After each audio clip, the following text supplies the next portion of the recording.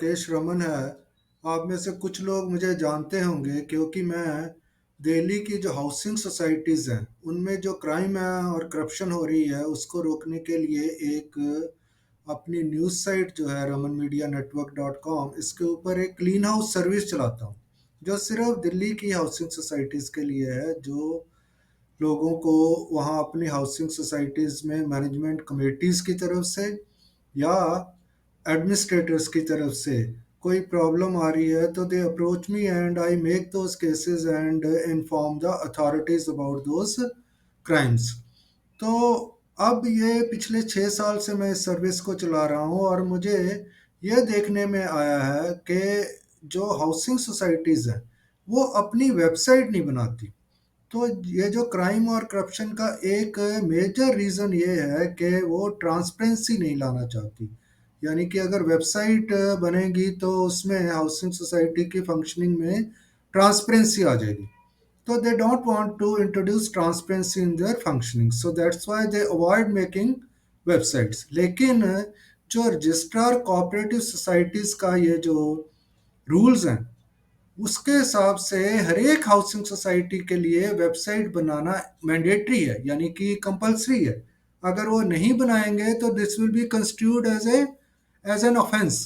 तो ये एक ऑफेंस माना जाएगा मैनेजिंग मैनेजमेंट कमेटी की तरफ से या एडमिनिस्ट्रेटर की तरफ से। तो वेबसाइट बनाना बहुत ही जरूरी है।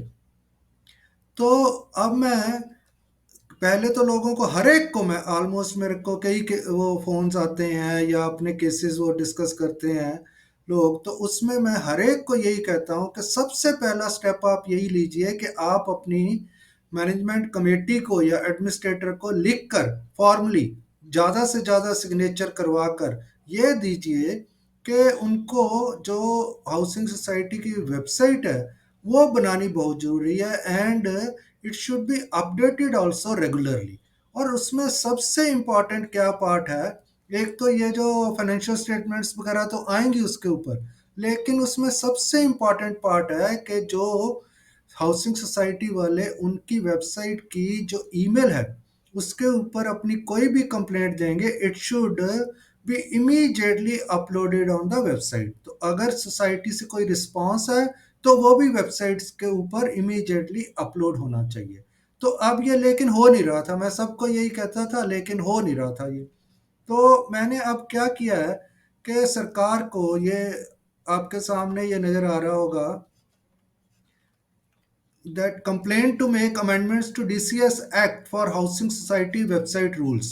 तो इसमें अब मैं सरकार को कह रहा हूँ I have sent this representation to the authorities. उसमें ये है, एक तो विनय कुमार सक्सेना है जो लेफ्टिनेंट गवर्नर है दिल्ली के, राजकुमार आनंद है जो मिनिस्टर कोऑपरेटिव है जो आरसीएस को मॉनिटर करता है, और secretary department of law justice and legislative affairs of government of national capital territory of Delhi new Delhi. तो एक सेक्रेटरी को, क्योंकि ये लॉ एंड जस्टिस से रिलेटेड या लेजिस्लेटिव अफेयर्स से रिलेटेड इशू है, तो एक कॉपी मैंने सेक्रेटरी डिपार्टमेंट ऑफ लॉ को भी भेजी है। तो उनको मैं ये कह रहा हूँ कि सोसाइटीज़ वाले तो they are repeatedly they are defying this notifications from the RCS and not making their websites। तो अब मैं कह रहा हूँ कि इसको डीसीएस एक्ट के अंदर अमेंडमेंट उसमें करके इसको मैंडेटरी वाली जो क्लॉज है उसमें ही लिख दीजिए डीसीएस एक्ट में कि हर एक सोसाइटी को अपनी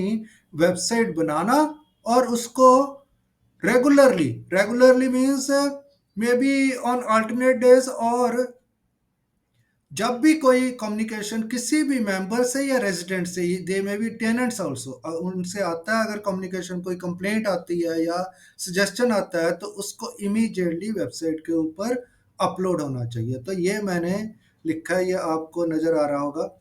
तो इसमें मैंने अब मैंने ये जो डायरेक्टिव्स हैं आप भी इसको खोल कर देखिए और अपनी सोसाइटी को लिखिए कि आरसीएस ऑफिस की तरफ से बार बार ये डायरेक्टिव्स आ रहे हैं। अगर आप इसको क्लिक करेंगे तो एक पीडीएफ जो आरसीएस ऑफिस का नोटिफिकेशन है वो आपको नज़र आ जाएगा, उसको डाउनलोड कीजिए। अपनी जो लेटर है जो आपने अपनी एमसी या एडमिनिस्ट्रेटर को लिखनी है उसको उसके साथ इसको लगाइए कि ये आरसीएस ऑफिस का डायरेक्टिव है। डायरेक्टिव मीन्स एक ऑर्डर है कि आपने वेबसाइट बनानी है, it is mandatory and you have to update this website. तो ये यहाँ से डायरेक्टिव। उसके बाद आरसीएस ऑफिस ने एक गूगल फॉर्म भी क्रिएट किया है कि जिसमें हर एक वेबसाइट सोसाइटी को अपनी वेबसाइट का एड्रेस और other details are to be supplied to the RCS office. ये गूगल फॉर्म भी है। लेकिन जो करप्ट एमसी मेंबर्स हैं वो वेबसाइट बनाने में इंटरेस्टेड नहीं होते क्योंकि उससे उनकी सारी जो क्राइम और करप्शन है वो एक्सपोज हो जाता है। तो इसलिए ये आप अपनी हर एक सोसाइटी वाले जो हैं ज़्यादा से ज़्यादा सिग्नेचर कराकर एक कवरिंग लेटर एक ही पेज का लिखकर उसके साथ ये डायरेक्टिव्स हैं, इसमें कई लगे हुए हैं जैसे ये एक डायरेक्टिव, इसको क्लिक करेंगे तब वो आरसीएस का नोटिस निकल आएगा। फिर यहाँ नीचे भी कुछ दिए हुए हैं। ये 8 years ऑफ दिस, एक 2015 में भी आया था, ये नोटिफिकेशन है, इसको आप क्लिक करेंगे तब भी ये खुल जाएगा। एक ये 2021 में आया था नोटिफिकेशन, इसको क्लिक करेंगे वो भी खुल जाएगा। ये तीनों नोटिफिकेशन लगाकर अपनी लेटर के साथ अपनी सोसाइटी को दीजिए। And if you want you can give me a copy of your letter which you are providing to your society. मैं भी उसको इसके ऊपर डालूंगा अपनी क्लीन हाउस सर्विस के ऊपर। ये आप ने क्लीन हाउस सर्विस देखी होगी। तो इसी से आधी क्राइम और करप्शन जो सोसाइटीज में हो रहा है इसी से रुक जाएगा। अब कई means 90% of the people inform me that the MC is not ready to take their complaints.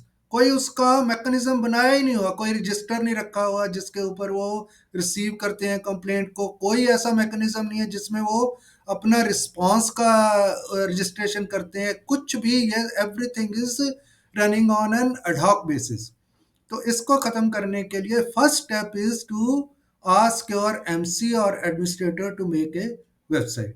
तो ये इसमें मैंने कई उसमें ये लिखे हैं पॉइंट्स कि जो ये जो अथॉरिटीज़ हैं, आरसीएस ऑफिस है या एलजी ऑफिस है या डिपार्टमेंट ऑफ लेजिस्लेटिव अफेयर्स है दिल्ली गवर्नमेंट का, उनको ये लेटर लिखा, अभी रिसेंटली लिखा मैंने। ये this is I sent this to on January 10th।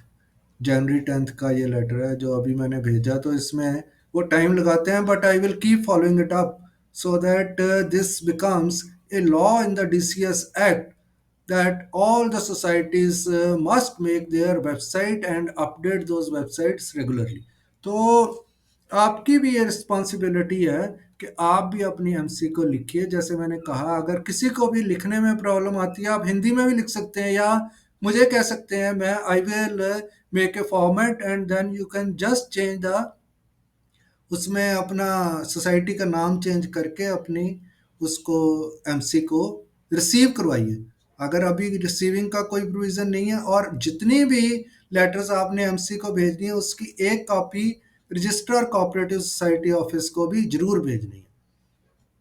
तो अगर चाहते हैं आप तो you can send me the copy. तो मैं आरसीएस ऑफिस को इन्फॉर्म करता रहता हूँ कि जो भी प्रॉब्लम्स ये सोसाइटीज़ में आ रही हैं। तो ये आप आज का वीडियो मैंने इसके लिए बनाया। इसमें और कई लिंक्स हैं, आपको और भी इंफॉर्मेशन इससे मिलेगी। तो आप इसका लिंक मैं इस वीडियो के नीचे छोड़ दूंगा। You can go through this link and if you want to suggest और ask me something you can leave a comment under this video. तो मैं अपना फ़ोन नंबर वगैरह उसमें छोड़ दीजिए, then I will contact you. और आपको ये भी दिखा देता हूँ कि ये जो मैं क्लीन हाउस सर्विस चला रहा हूँ, ये पिछले 6 साल से चला रहा हूँ। ये अभी आपको नज़र आ रहा होगा क्लीन हाउस सर्विस। तो ये आरसीएस ऑफिस का वो है फोटोग्राफ। तो इसमें मैंने सारा ये जो, आप इसको भी पढ़िए ध्यान से। और इसमें ये 6 साल के केसेस हैं। तो 2024 का ये फर्स्ट केस यही है, डीसीएस एक्ट ऑन वेबसाइट। तो पिछले 6 साल के जो केसेस हैं ये सारे पड़े हुए हैं इसके ऊपर। किसी के ऊपर भी आप क्लिक करेंगे तो आप उस केस के बारे में पूरी तरह से पढ़ सकते हैं। कईयों में वीडियोस भी हैं which I have recorded with the complainants. जो सोसाइटीज़ में कंप्लेंट करते हैं वो मेरे साथ वीडियो के ऊपर अपना केसेस डिस्कस करते हैं आजकल। तो वो भी आप देख सकते हैं। बाकी आप इसको किसी को भी लिंक को क्लिक करेंगे तो you will be able to read the details of that case. तो ये पिछले 6 साल के केसेस इसके ऊपर पड़े हुए। तो आज के वीडियो में मैंने इतना ही कहना था। जो इससे रिलेटेड रेलेवेंट लिंक्स हैं वो मैं इस वीडियो के नीचे छोड़ दूंगा, बाद में आप क्लिक करके उसको पढ़ सकते हैं। और मेरे से अगर कुछ पूछना है तो you can leave your phone number, and if email is there you can also leave your email address under this video. जो कमेंट सेक्शन होता है उसमें आप अपना छोड़ दीजिए, तो then I will contact you subsequently. तो आज के वीडियो में मैंने इतना ही आपको बताना था। Thanks for watching.